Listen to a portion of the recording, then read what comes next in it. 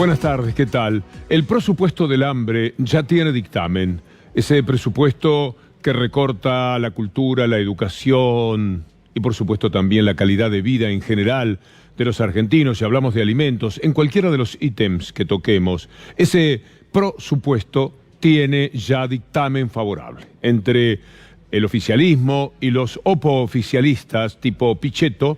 Más o menos se pudo sacar adelante ese dictamen que ahora tendrá convalidación el próximo 14 de noviembre. Se produjeron algunas discrepancias, no entre la gente de Cambiemos y la oposición, sino entre Pichetto, el incalificable senador Pichetto, y su propia gente, la propia tropa que hasta ahora ha respondido a Pichetto, pero uno de ellos, Mayans, se le salió el cruce. Van a ver ustedes, está hablando Pichetto y aparece una mano diciéndole no, eso no nos está representando. Y Pichetto aclara que está hablando por sí mismo. En este marco es que se ha votado el dictamen que será considerado en el Senado el próximo 14 de noviembre. Lo que se vota en diputados se ratifica en el Senado, si es que hay voluntad política. Salvo que algunos quieren prender fuego en la pradera, y está bien. Es una estrategia. Hay algunos gobernadores que se han comprado el traje cubano de la revolución. Está bien, está todo bárbaro, está todo bárbaro. Está todo muy bien. No lo plantearon donde lo tenían que plantear, que era la Cámara de Diputados. Esta es la discusión de fondo. De fondo. Bueno, muy bien. Por favor. No voy a discutir con el senador Mayans. No. ¿Y por qué esta emergencia si está todo equilibrado? ¿Por qué si le va tan bien a todo el mundo, por qué estamos en emergencia? Y estamos en emergencia porque el plan económico del gobierno no resultó. Esto no es... No hace falta ser muy inteligente para decirlo. El año pasado usted estuvo acá con el tema del presupuesto también. Y parece que le erraron un poquito. ¿Qué personaje, Pichetto? Mayans, que está con él, que es de su bloque, le tuvo que salir al cruce. Le decía, no, eso no es así. Y después, cuando Pichetto decía, discútanlo en diputados, se veía la mano del senador Mayans diciéndole, no, aquí lo tenemos que discutir. Bueno, el dictamen salió. Por personajes como Pichetto, un gobierno de este cuño puede prosperar. Y también por personajes como Rosenkrantz. Hoy Rosenkrantz y Hayton de Nolasco aceptaron la invitación de Mauricio Macri para almorzar, a solas casi. Allí están el titular, el presidente de la Corte Suprema de Justicia y Hayton de Nolasco. Un representante de las corporaciones, un hombre que abochorna, avergüenza a la justicia, como ayer decía el juez Arias, y una mujer que entregó el alma por un cargo importante de un familiar y para poder seguir siendo integrante de la Corte Suprema después de los 75 años y está dispuesta a lo que sea por el gobierno, incluido aquel pérfido 2x1 que había ideado justamente Rosenkrantz. ¿Es una derrota para Macri? Es una pregunta, porque son 5 los integrantes de la Corte, la invitación era para todos ellos. Y aparecieron solamente 2. ¿Qué es lo que quiere el gobierno? El gobierno quiere estafar otra vez a los jubilados. ¿De qué manera? Cuando la Corte Suprema tiene que laudar en los juicios, lo hace con un viejo índice. El gobierno instaló otro que se llama RIPTE, que tiene que ver con la reparación histórica, ese bochorno para poder blanquear dinero que hicieron de dinero de los familiares, dinero de los allegados y de todos los empresarios que tenían muchísimo dinero fuera del país y que lo blanquearon. Pero ahora hay otro lío con eso. El RIPTE era para quienes aceptaban la reparación histórica. Se supone que aquello era volitivo. Tenía que ser por la propia voluntad. Pero no, el gobierno ahora le está pidiendo a la Corte Suprema que aplique el RIPTE para todos los juicios, con lo cual le está quitando más o menos la 10ª parte. Es decir, le está pagando la 10ª parte a los jubilados si esto llega a prosperar. Esto es lo que en estos momentos tenemos en juego en esa reunión de Macri y Rosenkrantz. En los próximos días, no más de 15, vamos a saber qué es lo que finalmente resuelve la Corte. Los 3 que faltaron, Maqueda, Rosati y Lorenzetti, ¿no están de acuerdo y lo anticipan no habiendo concurrido o simplemente no fueron a ese almuerzo porque les da vergüenza? Que cuando se está tratando algo tan importante, cualquiera sea la posición que van a tener, ellos estén allí recibiendo instrucciones o el pedido o lo que fuera del gobierno que se quiera ahorrar 150.000 millones de pesos. Es decir, lo que es ahorro, entre comillas, para el gobierno será una estafa, una nueva, para los jubilados. De todas maneras, Macri tiene tiempo de hacerse el vivo. Estamos en comunicación desde Buenos Aires con el ministro del Interior, Rogelio Frigerio. ¿Qué tal, ministro? ¿Cómo le va? ¿Qué tal? Buen día. Buen día, Carlos, buen día. Rogelio no podía, así que soy yo, Mauricio Macri. ¿Cómo andás? Mauricio Macri, el presidente de la Nación. Así es, Carlos. Qué amable, qué simpático, qué vivo, qué chiste. No está, me parece, la cuestión para estos chistes, peor todavía que eso de Gallardo de ayer. Pero hay que decirle a Macri que la situación es tremenda. Se vienen las fiestas y las fiestas van a ser un motivo de tristeza, de postergación de sueños para mucha gente. ¿Saben a cuánto va a estar el pan dulce? Allí dice pan dulce para pocos. Es una manera de decir que va a haber que hacer un enorme sacrificio para poner el pan dulce en la mesa. Hoy Gastón Mora, que es un hombre muy importante entre los panaderos del conurbano, nos dijo esto. Una Navidad como creo que no se vive hace muchos años, una Navidad realmente preocupante, angustiante. El sueldo no le alcanza a la gente y lamentablemente estamos atravesando nuestro sector por una de la última década, una de las peores crisis. ¿Cuánto va a costar el pan dulce? Tenemos un estimativo de entre 500, 600, 350 según la cantidad de fruta seca, porque tenemos hoy un kilo de nueces está valiendo 350 pesos, tenés la almendra, tenés el cayú, va a 650, 700 pesos, pesos más, pesos menos. 500 pesos, el promedio, un pan dulce para esta Navidad. Un pan dulce modesto, tampoco la gran cosa, seguramente otros podrán pagarse un pan dulce de 800 pesos, pero esos no tienen problema. Si se lo cobran 5.000, hasta están contentos porque saben que pueden comer algo que es solamente para ellos, que no es para los demás. Este es un criterio que lamentablemente mucha gente insolidaria tiene. Pero pensemos en la clase media, la gente tironeada para abajo, conurbano de Buenos Aires, conurbano de Rosario, de Córdoba. El pan dulce, dice un representante de los panaderos muy importante, Gastón Mora, puede costar 500 pesos, y se promedio entre 350, 400, 600, 700 pesos que él ha mencionado.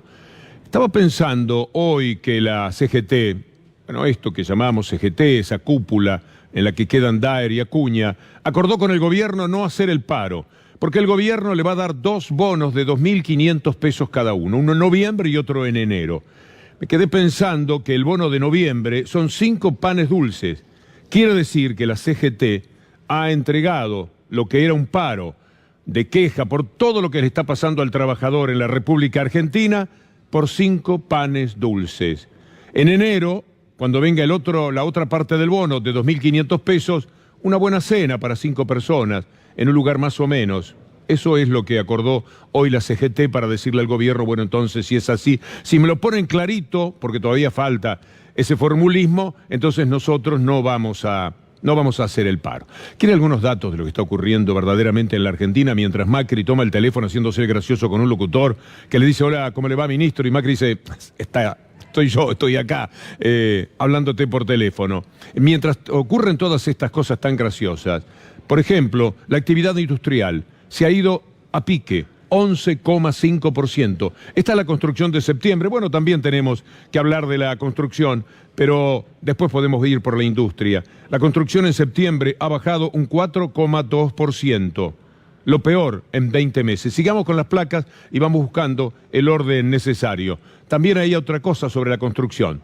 A ver, aquí viene la industria. Este es el cálculo de la industria en septiembre. Imagínese octubre, 11,5 más abajo. Sigamos con los indicadores económicos. Vamos buscando cada placa.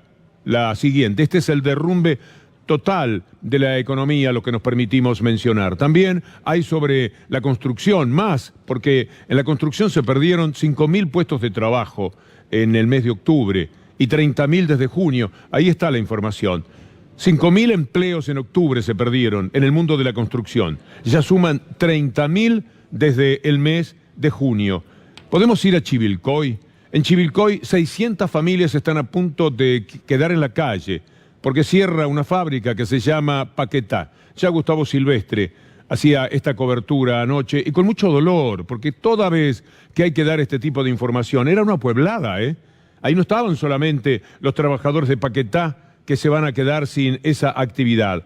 ahí estaba el pueblo de Chivilcoy, porque esta es la actividad más importante, una fábrica de calzado, que tiene la población. Es decir, 600 sin trabajo implica mucho menos posibilidades para los comercios chicos, para el consumo, todo se debilita.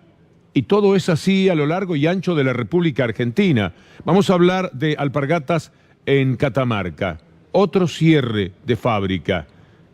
También tiene que ver con el calzado, con la indumentaria. Podemos ir a Catamarca para ir mostrando poco a poco lo que está ocurriendo en la Argentina, que es muy doloroso. Y lo tenemos a Macri dando una explicación insólita. Le preguntan, el mismo locutor, periodista que estaba haciéndole la nota a Frigerio, pero apareció Macri tan gracioso, le pregunta sobre el cierre de Alpargatas en Catamarca. Y presten atención, por favor, a la respuesta de Macri. Acá en Catamarca hay algunas empresas que cerraron, ¿no? Y que hay mucha gente que quedó sin trabajo. ¿Hubo algún contacto, usted sabe, con la gente del gobierno, alguien, para ver cómo solucionar estos temas de gente, fábricas que han cerrado? Sí, hemos estado en contacto especialmente con la gente de Alpargatas, que era realmente un cierre que venía demorándose hace muchos años y no era viable el tema. Era realmente un cierre que venía demorándose hace muchos años y no era viable el tema. Bueno, muchas gracias entonces por lo que lo han hecho durar. Mire cuál es la información que procede de Catamarca y considere si esta es una respuesta viable de quien preside el país. Sin Alpargatas en Chaco, ya son 4 las fábricas que fueron cerrando. La textil avanza en el cierre de plantas en el interior de la Argentina, suma más despidos a la lista que inauguró a principios de año. Cuando dicen el interior a mí me llama la atención. Un querido colega, Osvaldo Hueve, decía que Buenos Aires es el exterior del país. La compañía brasileña aplicó ahora en su fábrica de Chaco el mismo plan de ajuste que ya sufrieron las filiales de Catamarca. Mire lo que sucede entonces en el Chaco, ya que estamos mencionando, también Alpargatas allí, dejando muchísimos trabajadores en la calle. Gente que sobre el final del año, imagínense qué tróley habrá que tomar para seguir. Vamos a esa información, así completamos este circuito de todo aquello que se está cerrando, cortinas que se bajan, imposibilidad de continuar con la actividad. En ese sentido, una de las cosas dramáticas, porque usted se va a reír nuevamente, que suceden, es que así como Macri dijo, no, pero una fábrica que ya estaba para cerrar hace años, así que no se sabe qué es lo que quiso decir, como tampoco se entiende demasiado, qué es lo que pretende la que está por debajo de Macri, la vicepresidenta Michetti, cuando habla del trabajo que tenemos que gestionarlo por nosotros mismos. Hay que generar el trabajo, claro. O sea, hay que generarse uno mismo su trabajo. Porque el trabajo tradicional de contrato, hay una empresa que te ofrece el trabajo, eso va a ser muy chiquito, porque casi todas esas empresas, que son empresas muy grandes y que son empresas que vienen a invertir realmente mucho dinero, en realidad, digamos, no tienen demasiada tecnologización y a lo sumo lo que va a pasar es que las pymes o los microemprendimientos le podrán vender y le podrán asistir con bienes y servicios a esas empresas. Pero vos tenés que generarte tu propio mercado. Lo tiene claro, ¿no? Como también nosotros podemos tener claro lo que está sucediendo con el crédito. ¿Quién puede producir sin un crédito que le permita calcular que sus ganancias le van a permitir vivir y además pagar ese crédito? Mire lo que está sucediendo en estos momentos cuando hablamos en el derrumbe total de la economía de los créditos. Aquí lo tiene. Al sector privado, el crédito registró una caída récord en el primer mes del Plan Sanleris. Los préstamos a las empresas se han contraído un 10%, casi un 11%. Lo que piden es para poder sobrellevar los sueldos, no tienen más remedio y van haciendo una bola de nieve que en algún momento termina con la actividad de la propia empresa. Mira ahora lo que sucede con la clase media. El ajuste que impiadosamente cae sobre una clase media que tanto se había recuperado. ¿Cómo será que lo tiene que contar Clarín? El impacto de la crisis. La clase media empieza a ajustar en los gastos de salud y educación. Usted se acuerda que en los años 2012, 2013 la Argentina había duplicado la clase media. Había duplicado y más todavía la calidad de vida de los argentinos. Ahora es muy difícil.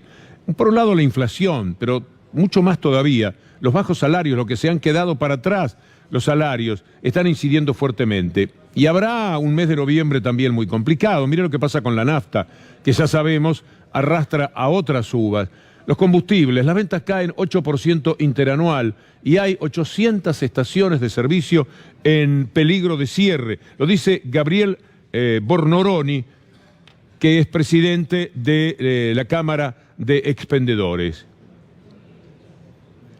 Bueno, lo vamos a escuchar más tarde porque tenemos otro Michetti muy especial, la vicepresidenta aclarándonos un poco este tema de la nafta, más nafta al incendio de la inflación. Se sienta hay una mala señal y que tiene que ver con el posible aumento del 10% de los combustibles.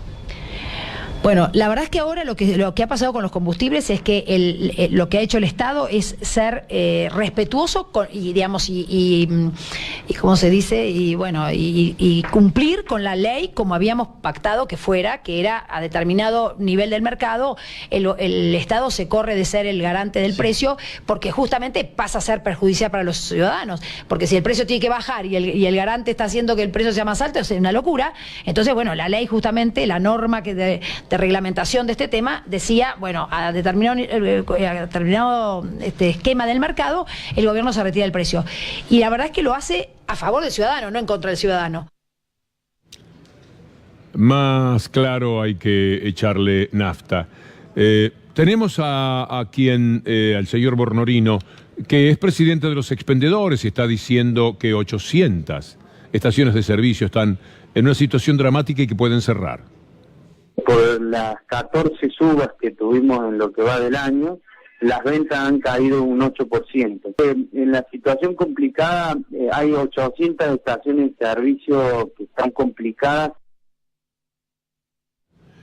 Hay que hablar de lo que pasa también con el presupuesto de Buenos Aires, mucho hablar del presupuesto nacional, pero en Buenos Aires se está calculando un aumento del impuesto inmobiliario del 38%. Es importante consignarlo, porque allí también tenemos una dura pelea. Mire qué interesante, el inmobiliario en el presupuesto va a aumentar un 38%. El gobierno presentó ese déficit de 40.000 millones con relación a los recursos y entonces va a la suba del 38%.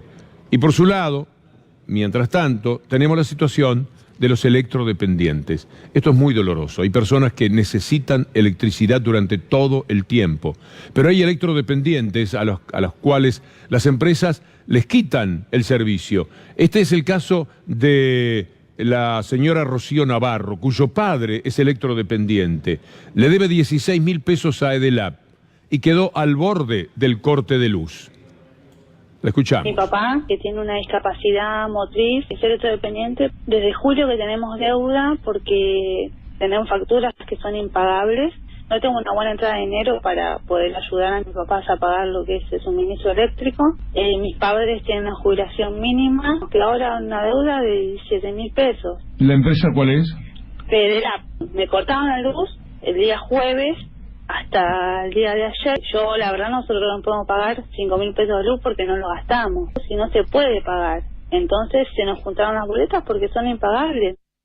Con todo lo que le dan a las empresas, con los miles de millones, con la reparación histórica tipo Macri que le va a hacer el gobierno a lo que supuestamente les costó la devaluación a ellos, ¿no se dan por satisfechos? ¿Nada les alcanza? ¿Tanta codicia? Los electrodependientes son personas que puede decirse que están allí caminando por la cornisa en una situación muy pero muy dura. Se sabe quiénes son electrodependientes, dónde los hay, se ha procurado legislar al respecto, pero nada se respeta. Y entonces, ¿cuántos casos habrá de personas que no llegan a los medios, que no llegan con una carta como nos ocurrió a nosotros, para contarnos lo que les está sucediendo? Y entonces podemos hacer visible el episodio. Tiene razón Melconian cuando habla del gobierno. Melconian los corre, puede decirse, por derecha, pero Melconian tiene que decir sus cosas también. Mire, 2 o 3 de las frases más importantes de Melconian que desnudan lo que es la incapacidad, la impericia, el fracaso brutal del gobierno. El fondo vino a resolver los problemas, pero se quedó con la política económica. Se quedó con todo, es decir, es el que resuelve. Otra placa. Se estaba incendiando todo y decidieron llamar al fondo, pero al bombero no se le puede pedir que cuide la mesada. Esto no es un programa económico. Esto es el bombero que vino a apagar el incendio y rompió la mesada de mármol. Esta es la opinión de Melconian sobre cómo va el gobierno. Va, por cierto, muy mal. Mire lo que pasa con la deuda. ¿Usted puede creer que pese a todo lo que ya se ha endeudado el gobierno, lo único que sabe hacer todavía es pasar la gorra?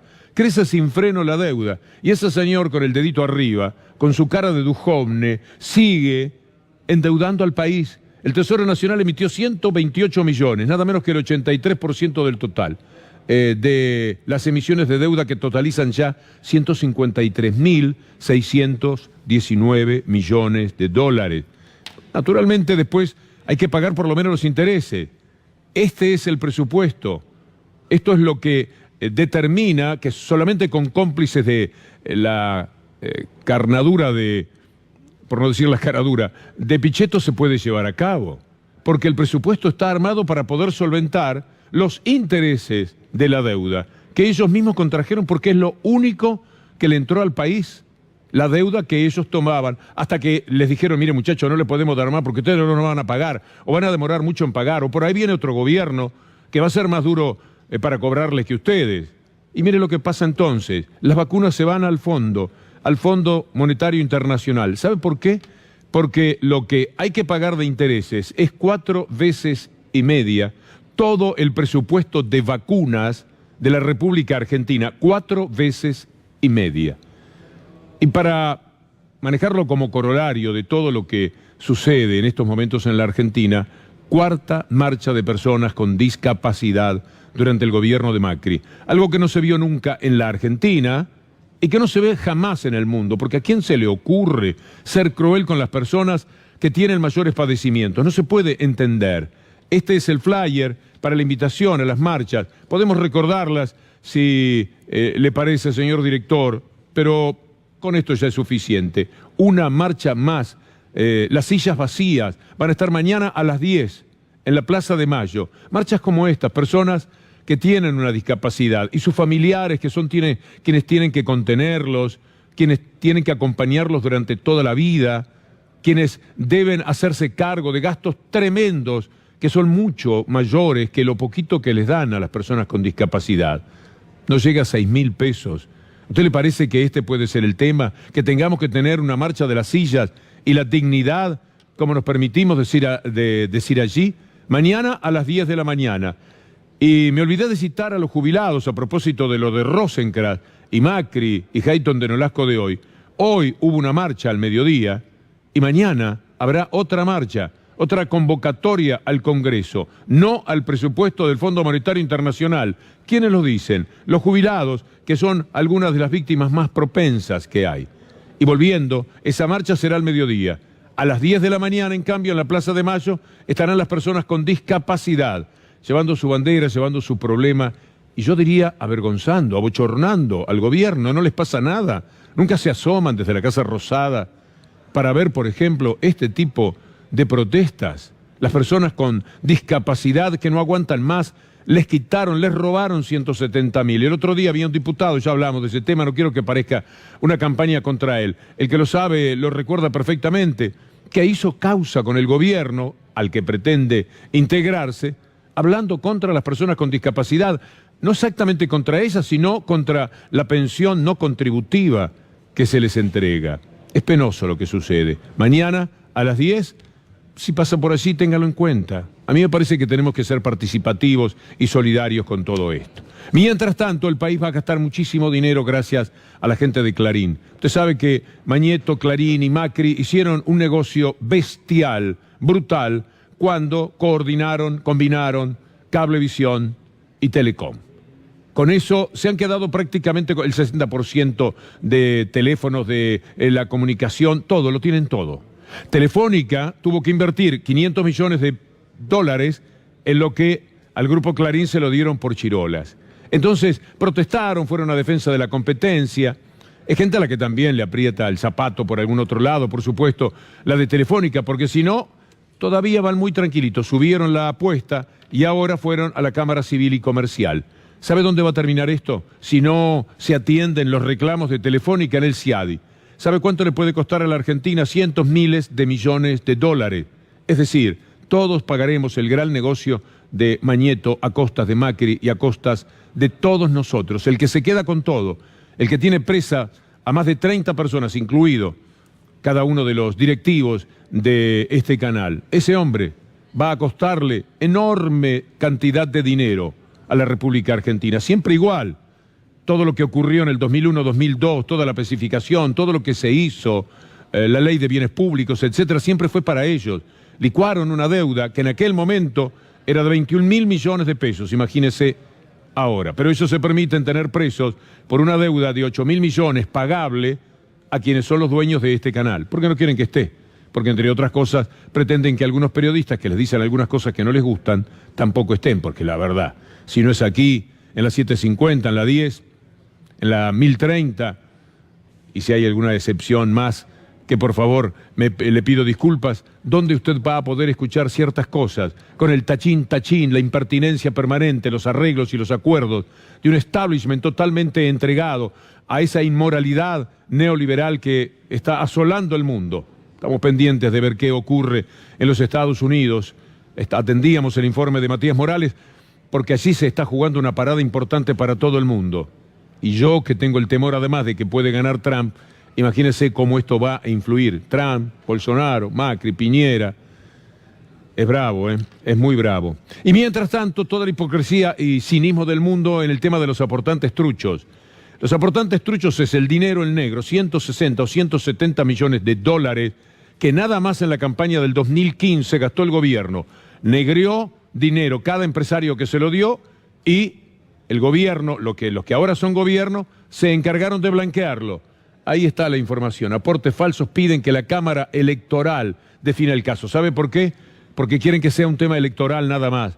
No quieren que Kreplak, el juez platense, y Casanelo, el juez de la Ciudad de Buenos Aires, investigue todo lo que se refiere al blanqueo de dinero que hizo el PRO durante la campaña. Así están las cosas. Las seguimos mañana si Dios quiere. Muchas gracias.